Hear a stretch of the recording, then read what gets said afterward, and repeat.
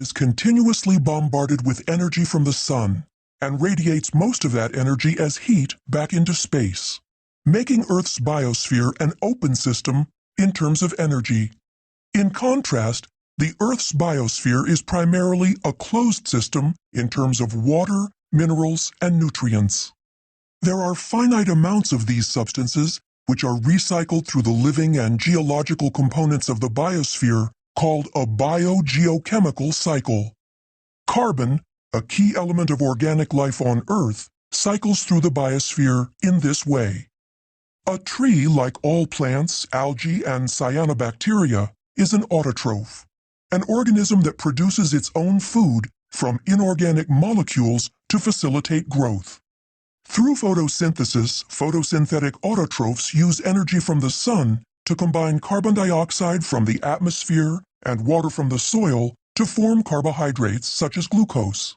Oxygen is released as a byproduct of photosynthesis. This is where we will start to track the passage of carbon through the carbon cycle. When sunlight strikes a leaf, the energy in the sunlight is captured and used to convert 6 molecules of carbon dioxide gas from the atmosphere into the 6-carbon sugar, glucose, which can be used as a source of energy for cellular reactions.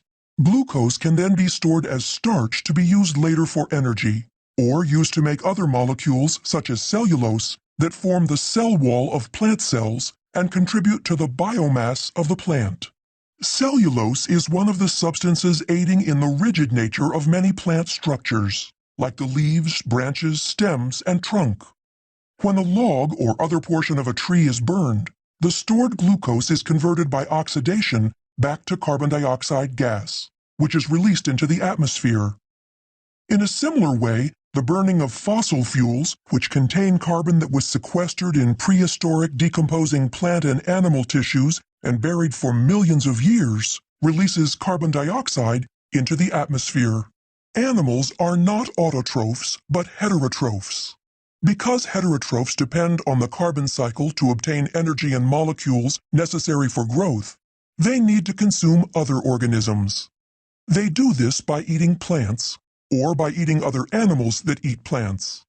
The glucose a deer acquires from eating plants contains carbon that the plant converted from carbon dioxide gas during photosynthesis.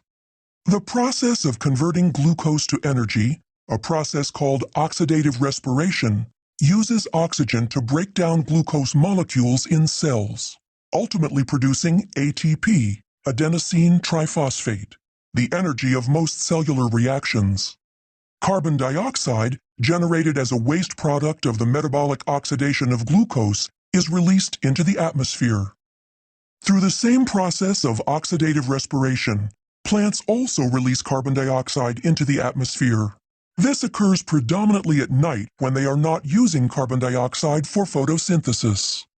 In addition to emitting carbon dioxide through oxidative respiration, animals release some carbon as solid waste.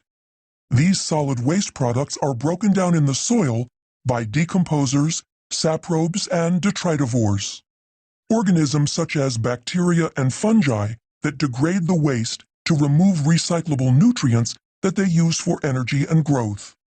In the process of breaking down animal feces, decaying plants, and dead animals, decomposers also release carbon dioxide gas into the atmosphere.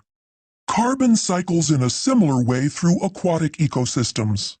Carbon is present in water as dissolved carbon dioxide and bicarbonate ions. Both are sources of carbon for photosynthesis and are taken up by algae and aquatic plants. Carbon dioxide is released into the water through oxidative respiration in these organisms and in other aquatic organisms such as fish, and in decomposition. Carbon dioxide is also exchanged between the water and the atmosphere. The constant absorption of carbon dioxide from the atmosphere by photosynthetic organisms and its conversion to carbohydrates by photosynthesis is key to sequestering carbon in the biotic environment. The breakdown of glucose by respiration or burning converts the carbon back to carbon dioxide, releasing it back into the atmosphere. These two processes contribute to the carbon cycle. Because there is a finite amount of carbon in the Earth's biosphere, Nutrient cycling such as this is essential to life on Earth. When viewed as a biogeochemical cycle, one can see how the carbon cycle is a balance of carbon stores in the atmosphere, in the bodies of living organisms, and buried in the ground as fossil fuels. Maintaining this cycle in the closed system of the Earth's biosphere allows organisms to live on Earth and participate as key players in the carbon cycle.